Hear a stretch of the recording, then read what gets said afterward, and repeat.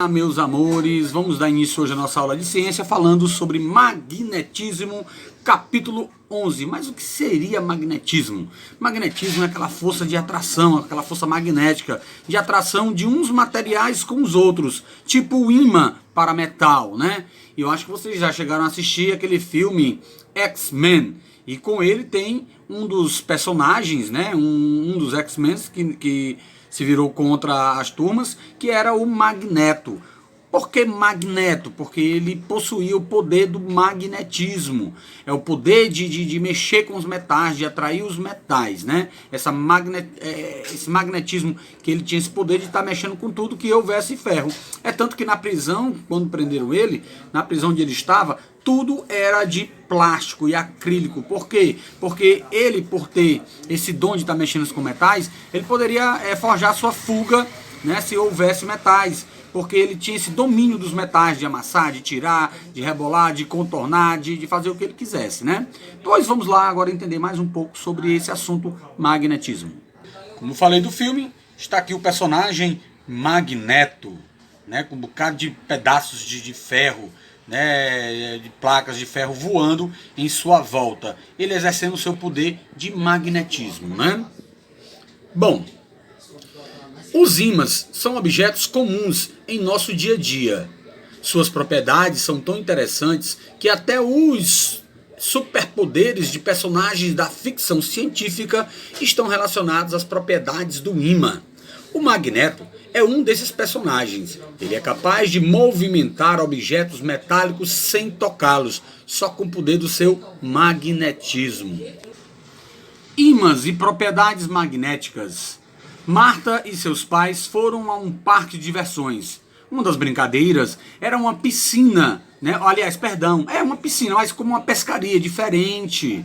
Em vez de peixes, havia objetos de plásticos e de ferro, com o formato de peixe. A varinha de pescar tinha um imã amarrado na extremidade da varinha, e na boca dos peixes um pedaço de metal, como a gente vai observar aqui, como é que era mais ou menos esta brincadeira, tá? Assim, a gente vai observar, porque claro, não vai estar mostrando direitinho o que era e o que não era, mas explicando para vocês, tá? Aqui é a vara de pescar, aqui na ponta tinha um pedacinho de imã, na boquinha dos peixes, que vocês estão vendo aqui, certo? Tinha outro imã ou um pedaço de metal. O que acontecia? Quando a varinha se aproximava, grudava o peixe nela. E quando ele tirava o peixe, no peixe tinha escrito o prêmio que a pessoa ganhava. Essa é a pescaria, né? Uma pescaria diferente, bem interessante. Quando a gente fazia pescaria na sala de aula, que eu me lembro muito bem, né? Não é pescaria de pesca não, tá, gente? Mas é de brincadeira. A gente pegava cartolina, desenhava os peixes, colocava um brinde, né, escrito no papel colado no peixe, fazia um furinho e a pessoa vinha com o anzol e pum, pescava o peixe. Essa aqui é interessante também. É o mesmo formato, né? Mas aqui utilizando quem? O ímã.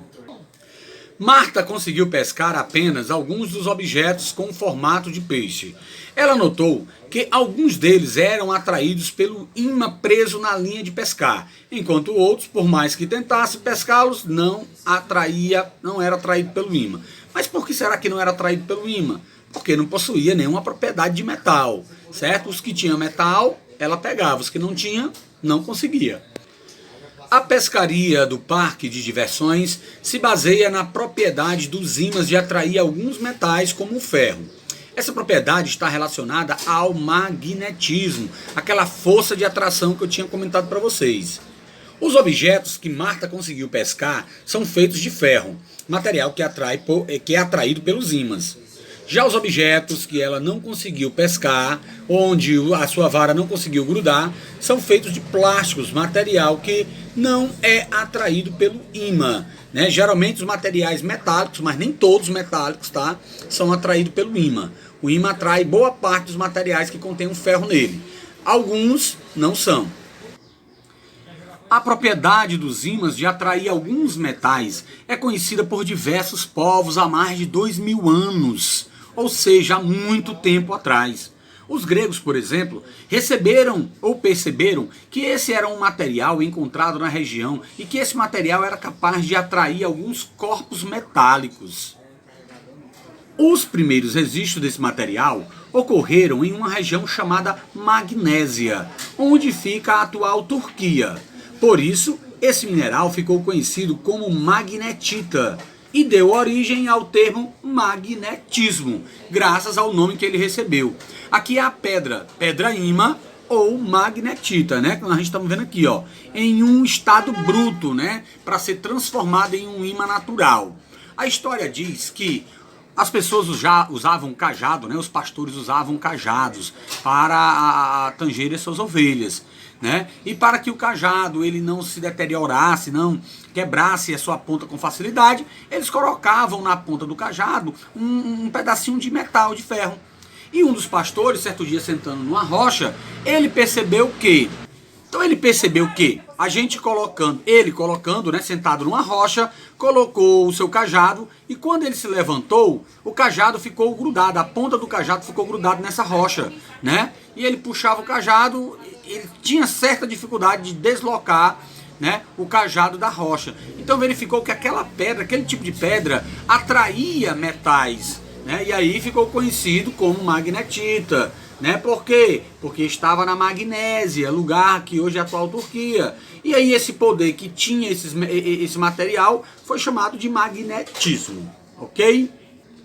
Naquela época não se tinha muito conhecimento sobre a propriedade da magnetita, de atrair corpos metálicos. Somente anos depois, por volta de 1600, essas propriedades foram estudadas detalhadamente e publicadas em um livro pelo físico e médico inglês William Gilbert.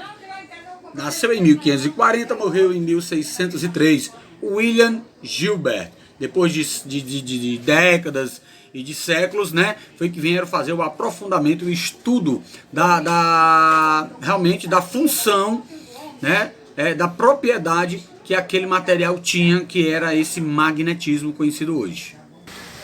A magnetita é considerada um ímã natural, pois adquire naturalmente essa propriedade de magnetismo, né? Então, essa pedra ela adquire, né, normalmente, naturalmente, essa propriedade magnética durante a sua formação. No entanto, a maioria dos ímãs que utilizamos hoje, atualmente, né, que nós vimos em parte de geladeira para grudar, parte de porta, de armário, de som de carro e tudo. No entanto, a maioria desses ímãs atualmente são chamados de ímãs artificiais, pois são fabricados pelo ser humano e não tirados naturalmente da natureza. Aqui ao lado você pode observar, né, todo som, toda caixa de som, todo alto-falante, ele vai ter um ímã, né, até nos fones de ouvido, que você não, se você tiver algum aí em casa, claro, né, e tiver quebrado, não preste mais para nada. Se você quebrar aquele fonezinho dele que coloca no ouvido, você quebrar ali, certo? No fundo dele você vai ver um ímãzinho bem pequenininho, né? Porque a potência é pequena. Mas nesses alto-falantes de caixa de som maiores, os ímãs também são maiores. Vocês vão verificar isso aí. Quem tiver, no caso, fone de ouvido quebrado, pode fazer essa experiência e retirar de dentro dele o ímã, tá bom? Na fabricação de um ímã artificial, materiais como o ferro e o aço passam por um processo chamado de imantação, por meio do qual adquirem as propriedades magnéticas.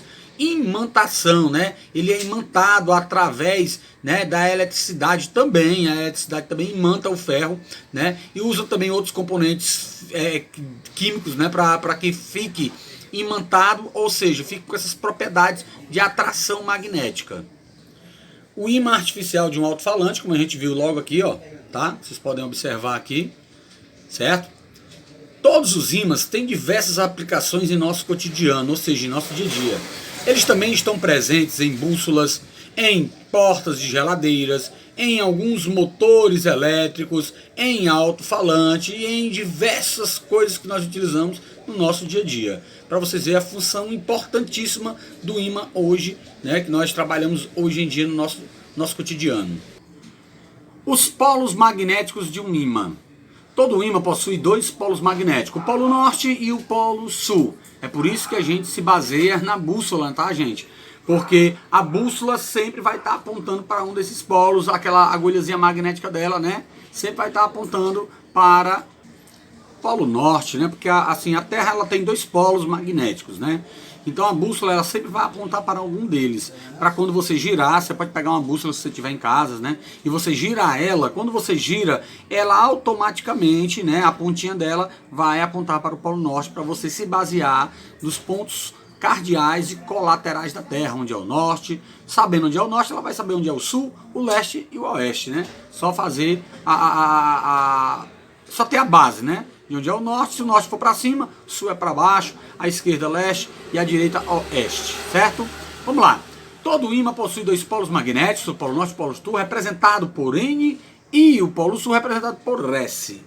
Neste capítulo, indicamos, né, o polo norte e o polo sul magnético nas cores norte de vermelho, sul de azul. Aqui é um ímã, tá? E nesse ímã, essa parte vai para o norte, essa parte vai para o sul. Ou seja, caso vocês não tenham percebido, o ímã, quando ele tem polos iguais e polos diferentes, eles vão se repelir ou se afastar no caso, ou eles vão se comprimir, ou seja, eles vão grudar. Quando eles têm polos iguais, eles vão se afastar. Quando ele tem polos diferentes, eles vão se grudar. Já vou explicar isso aqui com mais detalhe para vocês, tá bom? Olha só. Quando aproximamos dois ímãs, né? Dois ímãs. Eles podem se atrair ou se repelir. Se repelir quer dizer se afastar. Mas quando é que ele se repele e quando é que ele se afasta? Vamos saber isso agora. Observe bem a imagem. Aqui nós temos sul, norte, norte, sul. Ou seja, a aproximação está entre dois polos iguais. Aqui também a aproximação está em dois polos iguais, tá? Quando dois polos são aproximados pelos polos iguais, eles se repelem. Ou seja, olha bem a setinha para lá, a setinha para cá. O mais interessante é que quando você vai tentar encostar um nesse outro aqui, há uma barreira, há um campo magnético que evita que eles se toquem. E se você fizer muita força e deixar eles tocados, quando você soltar as duas mãos de uma vez, eles vão se separar automaticamente em alta velocidade. Eles se separam. Porque polos iguais se repelem. Tanto faz norte-norte como sul-sul. Eles vão se repelir. Já polos diferentes, né, que aqui a gente tanto faz como norte-sul ou sul e norte, quando você chegar, não precisa nem você, gente, juntar não. Quando você vai se aproximando, os ímãs de polos diferentes, quando você vai se aproximando, ele mesmo vai e chama o outro. Eles grudam, chamam um ao outro e grudam. Quando são polos iguais, você pode até brincar, deixar um solto. E toda vez que você vai querendo encostar, ele se afasta. Vai querendo encostar, ele se afasta. Né? Isso aí é para vocês terem uma ideia que dá pra gente brincar com ímã. Vale a dica lá que eu falei para vocês, né, do alto-falante, ou do mini alto-falante, ou até mesmo do fone de ouvido, para vocês adquirirem um ímã e aí verificarem com suas próprias mãos, certo? Essa propriedade magnética. Outra importante característica relacionada aos polos magnéticos é que se quebrarmos um ímã em dois ou mais pedaços, obtemos dois ou mais novos ímãs de polos também diferentes. Ah, eu tenho um ímã, ele tem o polo norte e o polo sul. Se eu quebrar ele no meio, então eu vou continuar com o polo norte e polo sul em um pedaço e polo norte e polo sul em outro pedaço, né? Para você ter uma ideia como um ímã é interessante, certo? Obteremos dois ímãs ou dois novos ímãs, ou seja, cada um pedaço terá o polo magnético norte e o polo magnético sul. Como a gente está vendo aqui ao lado nesse exemplo, olha só, o ímã foi quebrado em 3 pedaços. Então, nesses 3 pedaços vai ter polo norte e polo sul. Como vocês estão vendo aqui, ó, cada pedacinho vai ter o seu polo norte e o polo sul. Campo magnético. Ou campo eletromagnético também se vier o magnetismo através da eletricidade, tá? Mas vamos lá para o campo magnético. Letra A. Em uma aula sobre ímãs, a professora de Mariana apoiou uma folha de papel sobre os livros. Sobre 2 livros, no caso. Ela também desfiou e cortou uma lã de aço, aquelas lãzinhas de aço, né, que a gente usa para lixar, né, para limpar alguns outros materiais, ou o bombril também pode ser uma delas, né? Mas tem umas lãs de aços mais fortes. Em pequenos pedaços ela espalhou sobre toda a toalha de papel. Ela cortou, picotou e espalhou. Em seguida, a professora pediu aos alunos que colocassem um ímã em forma de barra embaixo da folha de papel, bem no centro. Veja abaixo o que aconteceu com os pedaços de lã de aço. Olha só, gente, tá? Verifiquem bem o que aconteceu com esse pedaço de lã. E olha só como é que ficou o pedaço, os pedacinhos, como ficou o formato dos pedacinhos no polo norte, no polo sul e no meio, claro, né? Mas observe direitinho como ficou e como estava antes. Estava desse jeito e após colocar o ímã, olha só como é que ficou. O que ocorreu com os pedaços de lã de aço quando o ímã foi colocado abaixo da folha de papel? Olha só, né? Estão observando aqui? Parece um monte de cabelos pequenos que a gente vai cortar no cabelo lá no cabeleireiro, né? Bom, ao observar o resultado da atividade que a professora de Mariana realizou, possivelmente você percebeu que os pedaços de lã de aço formaram um desenho quando o ímã foi aproximando dos centros da folha de papel. Esse desenho mostra a região de atuação do ímã ao redor ou ao seu redor, ou seja, o conhecido campo magnético, né, de atração, campo magnético de atração. Ou seja, quanto mais próximo do ímã, mais os materiais estão se atraindo uns aos outros. E o mais interessante, pessoal, caso vocês não tenham percebido, é que esses pedacinhos, né, da folha de aço, da lã de aço, quando encosta no ímã, aqueles que estão encostados no ímã vão grudando nos outros, vão encostando nos outros. E aqueles mais distantes, eles ficam mais separados, não tem muito movimento. Observe bem, ó, os pedacinhos mais distantes, né? Mas os mais próximos do ímã, ele é atraído por essa força magnética. E essa força magnética que nós estamos vendo aqui, ela também passa para outros materiais que estão ligados a ela. E que esses materiais, claro, né, de maneira mais fraca, mas vão grudando em outros, vão chamando outros. Por isso fica com esse formato aí, ó. Campo magnético terrestre. Entre os séculos XV e XVII, época das grandes navegações, alguns países da Europa desenvolveram e aperfeiçoaram técnicas de navegação que facilitavam e possibilitavam, né, as viagens cada vez mais longas, pois assim, eles tinham medo de se perderem no mar e acabarem morrendo, né? Então, uma técnica de localização, isso era magnífico para a época, porque facilitava e eles sabiam para onde estava indo, né? Porque no meio do mar você só vê água para um lado e água para o outro, certo? As grandes navegações proporcionaram aos europeus a abertura de novas rotas comerciais e de viagens a novos territórios, como o Brasil. Como vocês estão vendo aqui, a chegada, né? Olha só, desembarque de Pedro Álvares Cabral no Porto Seguro em 1500. Olhos sobre tela de Oscar Pereira da Silva, em 1922. Né, que é a chegada dos portugueses, o primeiro encontro dos povos europeus com os indígenas aqui no Brasil. Ao longo das viagens marítimas, existiram vários conhecimentos da tripulação, né? Existiam vários, como as técnicas de orientação geográfica. Um dos instrumentos de orientação geográfica utilizado naquela época das grandes navegações era a bússola, que a gente vai conhecer daqui a pouco. A bússola é composta por uma agulha magnética ou, né, uma agulha que a gente pode utilizar magnetizada, que a gente pode dizer, que se mantém alinhada aproximadamente na direção norte-sul geográfica da Terra. Aqui vocês podem ver a bússola, podem ver que tem uma pontinha verde em um dos pontos dela, e essa pontinha verde ela sempre vai apontar para o N. N quer dizer norte e S quer dizer sul. Então essa agulha ela tem, né, ela é imantada, ela tem um magnetismo na pontinha dela, onde vai sempre estar apontando para o norte, para você saber os pontos cardeais e colaterais, para onde você seguir e não ir, certo? No meio do nada, no meio de uma floresta toda fechada, ou no meio do mar, certo? Você vai saber onde é o norte, vai saber onde é o sul. Mas se eu girar a bússola, não tem problema. Quando você gira ou balança a agulha, ela vai se situar novamente em direção ao norte, para que você saiba onde é a direção norte. E claro, sabendo onde é o norte, vai saber onde é o sul, o leste e o oeste. A resposta à questão anterior está relacionada à influência do campo magnético terrestre. A Terra possui um campo magnético como se estivesse em um grande ímã em seu interior. Esse campo magnético influencia a posição da agulha imantada da bússola, mantendo-a alinhada aproximadamente na mesma direção. E apontando, claro, uma ponta dela para o norte e a outra para o sul. Agora, mais interessante do que o campo magnético da Terra, mais interessante do que a pedra ímã, né, encontrada, é o campo magnético terrestre dos animais. Olha só, hein?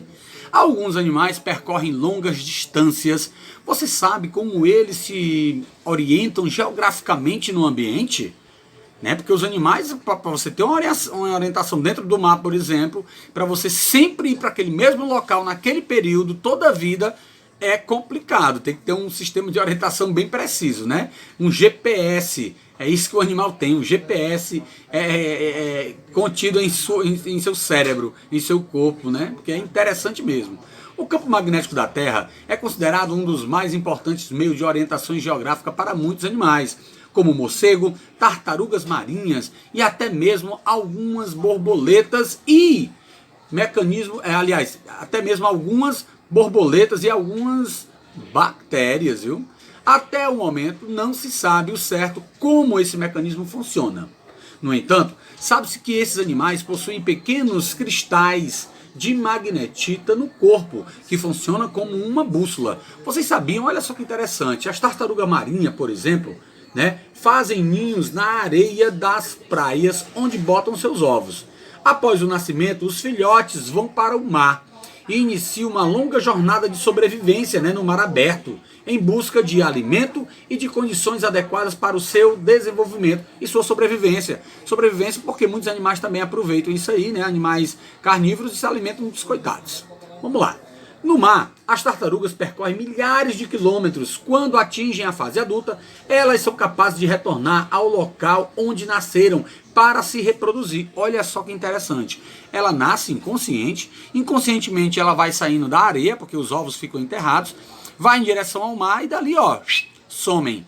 Mas quando elas estão na sua fase adulta, fase de reprodução, elas voltam para o mesmo local de onde elas saíram, para a mesma praia de onde elas foram formadas, onde os ovos foram depositados.